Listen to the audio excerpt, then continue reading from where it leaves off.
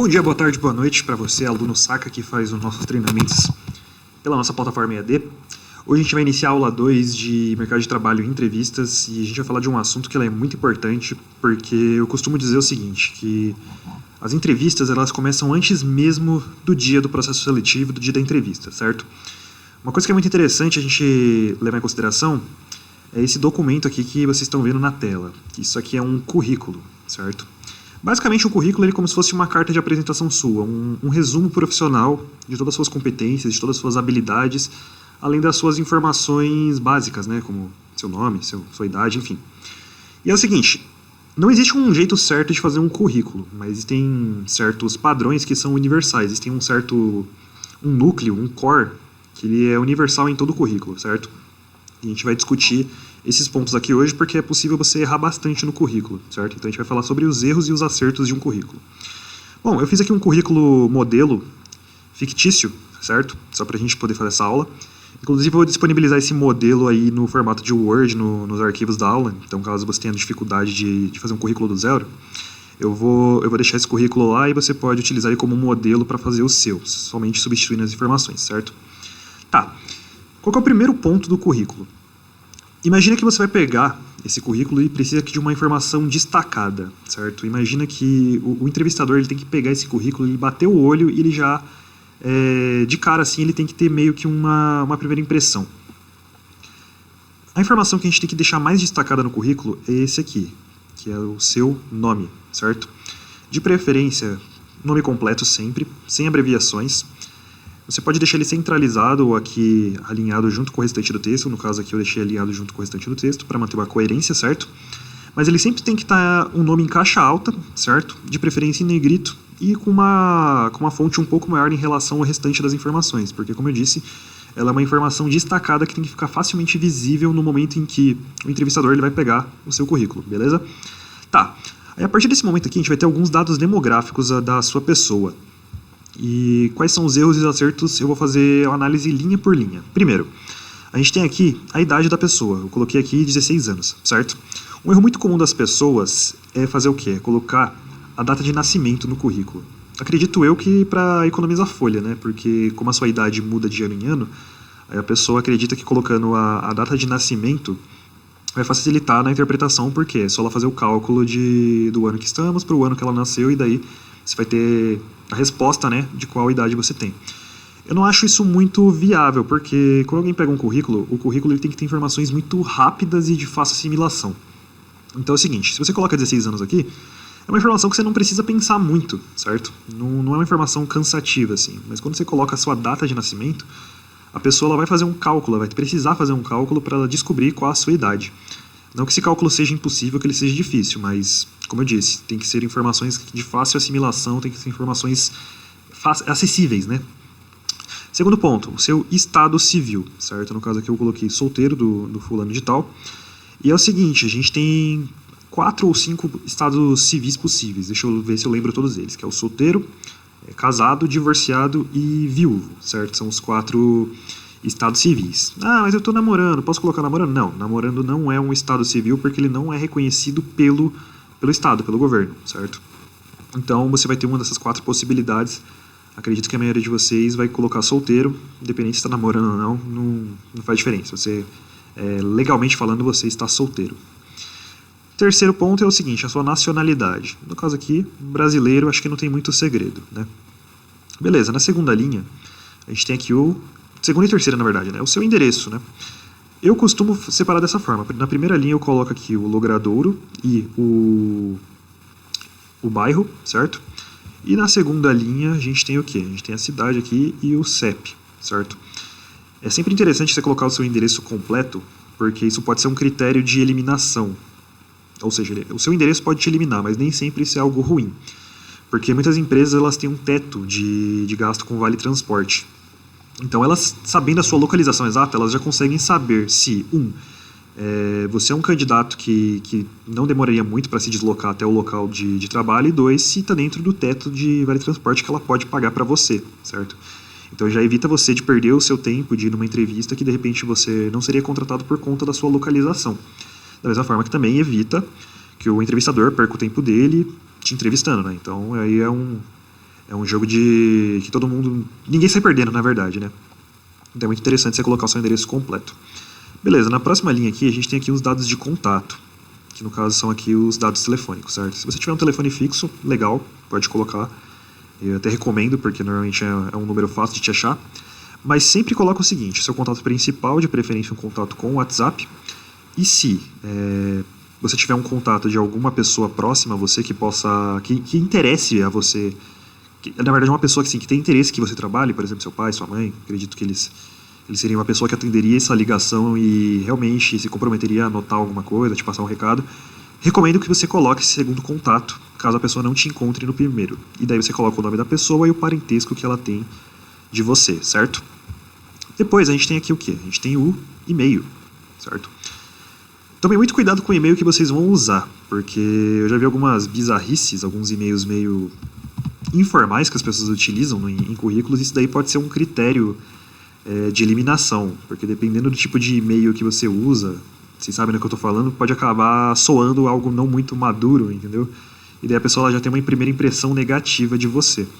E tocando nesse ponto também, na questão dos contatos, se o seu número ele tiver o WhatsApp, toma cuidado com a foto de perfil que você vai utilizar no seu contato, certo? Porque quando uma pessoa entrar em contato, muitas empresas inclusive entram em contato através do WhatsApp, elas não querem encontrar o Scooby-Doo na foto de perfil, certo? Elas querem encontrar um ser humano, então toma muito cuidado com isso daí.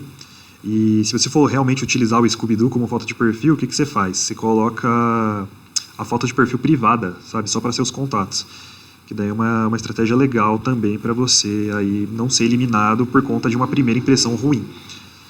E muito cuidado também com as suas redes sociais, Instagram, Facebook, porque muitos RHs, hoje em dia é muito comum isso acontecer, eles pegarem seu nome completo ou de repente seu e-mail e conseguir pesquisar dentro da rede social. Então no Facebook dá para pesquisar por e-mail, dá para pesquisar por celular, dependendo da forma que o seu Facebook está configurado.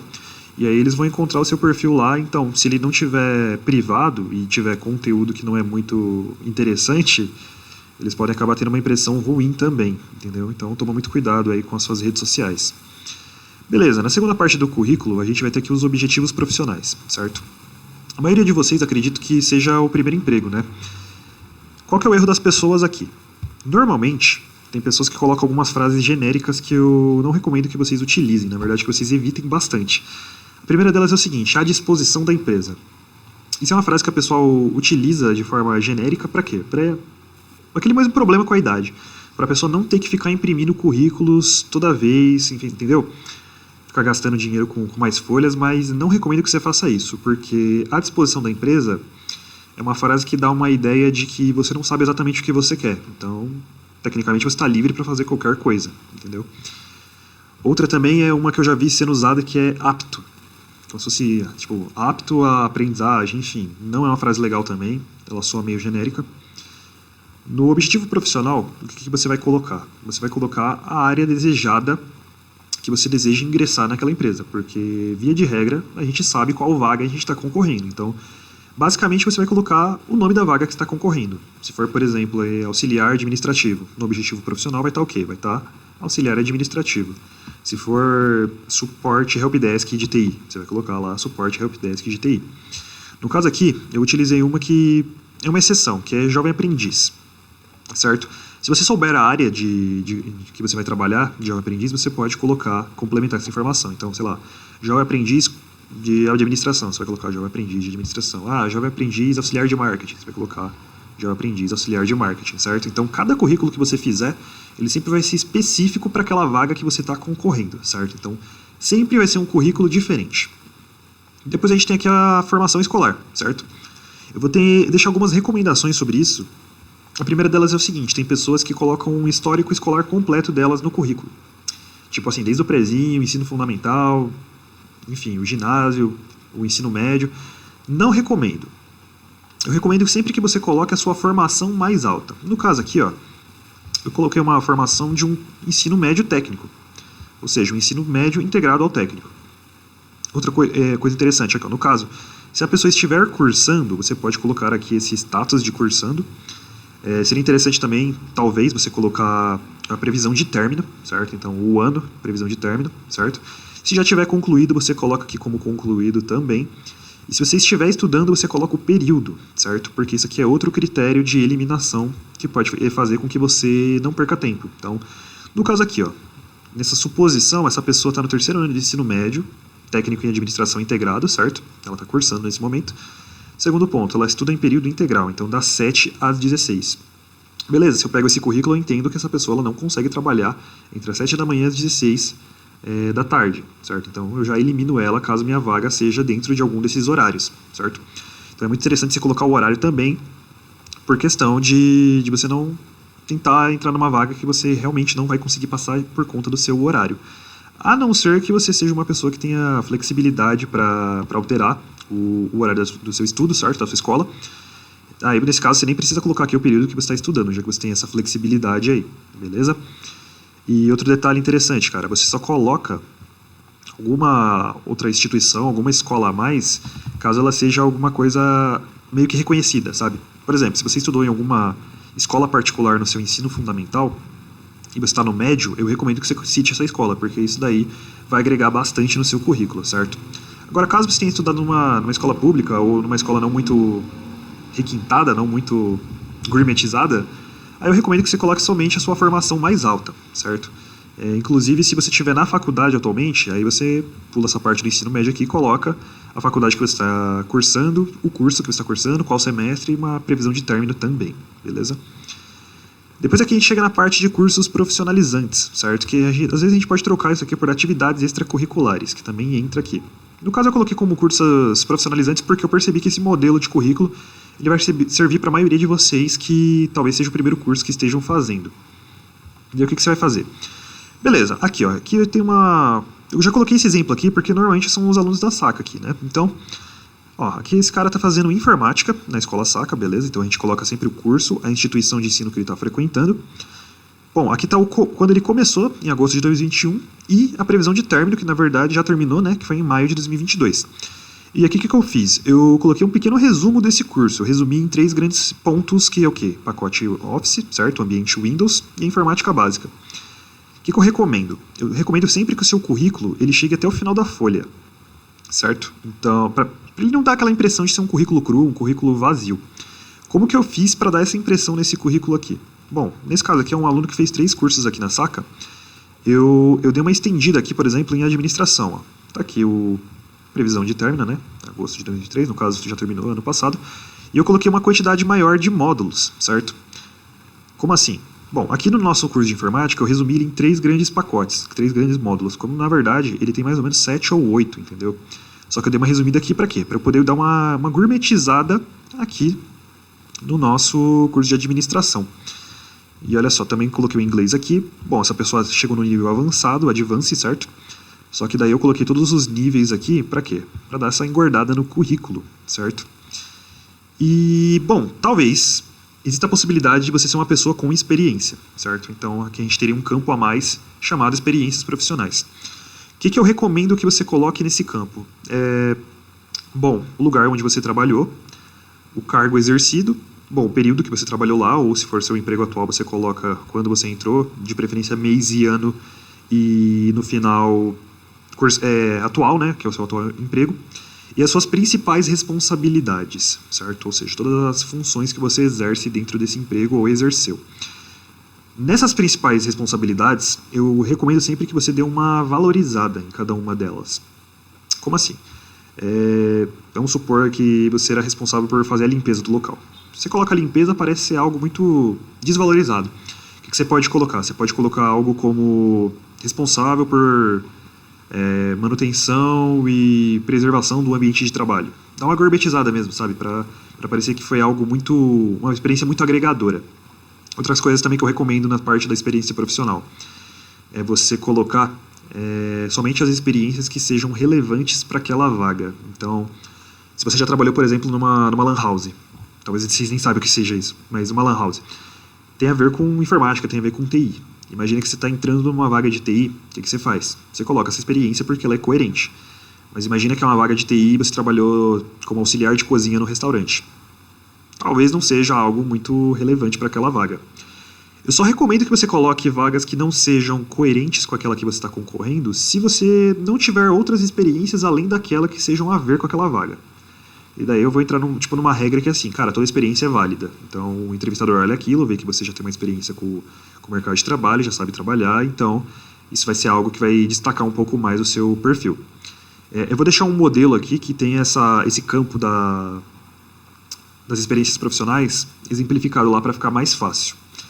Então, basicamente é isso, não tem muito segredo. Como eu falei, não tem um jeito certo de fazer currículo, mas existem formas muito erradas de fazer. Mas, no geral, todos eles vão seguir mais ou menos uma coerência, né? Algumas informações principais. Outras dicas, estudem sobre normas ABNT, certo? Para você saber a formatação que você vai utilizar aqui no currículo. Evitem currículos muito espalhafatosos, com muitas cores, com muitas variações de fonte, certo? Tenta usar no máximo umas 2 fontes diferentes no currículo. Currículo com foto, pode? Olha, pode, só que desde que seja aquela foto bem 3x4 mesmo, bem RG formal, sabe? Sem colocar foto com filtro cachorrinho aí no currículo, porque não é uma boa ideia, entendeu? Esse currículo aqui é bem simples, bem básico, é um currículo que serve para todas as situações. Se você pesquisar na internet, provavelmente você vai ter outros modelos, mas esse currículo aqui, ele cumpre bem o seu papel, beleza? Então eu vou deixar aqui o modelo nos arquivos da aula, e se vocês quiserem utilizar esse modelo daqui para frente, fiquem à vontade e até a próxima.